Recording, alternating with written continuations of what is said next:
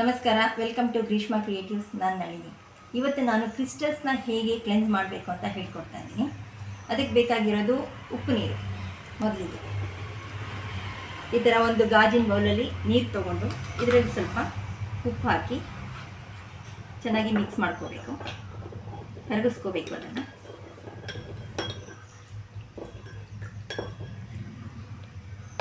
ಆಮೇಲೆ ಈ ಥರ ಕ್ರಿಸ್ಟಲ್ಗಳನ್ನ ಇದರೊಳಗಡೆ ನೆನೆಸಿದ್ದೀವಿ.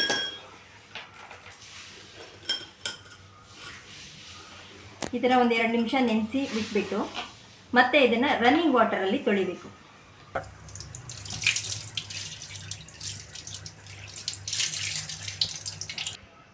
ಇದು ಒಂದು ರೀತಿ ಕ್ಲೆನ್ಸಿಂಗು.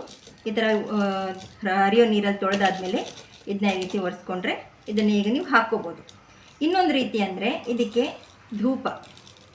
ಧೂಪದ ಗಂಧದ ಕಡ್ಡಿ ಹೊಗೆನ ಈ ರೀತಿ ಕೊಡೋದು, ಅಥವಾ ನೀವು ಸಾಂಬ್ರಾಣಿ ಹೊಗೆ ಹಾಕ್ತಿರಲ್ಲ, ಅದು ಇನ್ನೂ ಒಳ್ಳೆಯದು. ಕೆಂಡ ಹಾಕಿ ಸಾಂಬ್ರಾಣಿ ಹಾಕಿ ಹೊಗೆ ಕೊಟ್ಟರೆ ಇನ್ನೂ ಒಳ್ಳೆಯದು. ಇದು ಒಂದು ವಿಧಾನ. ಅದಾದಮೇಲೆ ಬೆಳದಿಂಗಳ ದಿವಸ ಅಂದರೆ ಹುಣ್ಣಿಮೆ ದಿವಸ ನೀವು ಇದನ್ನು ಒಂದು ಗಾಜಿನ ಬಟ್ಲಲ್ಲಿ ಹೊರಗಡೆ ಇಟ್ಟು ನೀವು ಇದನ್ನು ಕ್ಲೆನ್ಸ್ ಮಾಡಬಹುದು.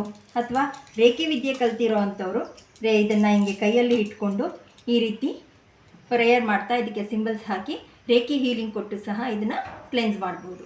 ಈ ರೀತಿ ನಿಮ್ಮ ಕ್ರಿಸ್ಟಲ್ಸ್ಗಳನ್ನ ಕ್ಲೆನ್ಸ್ ಮಾಡ್ಕೊಳ್ಳಿ. Thanks for watching.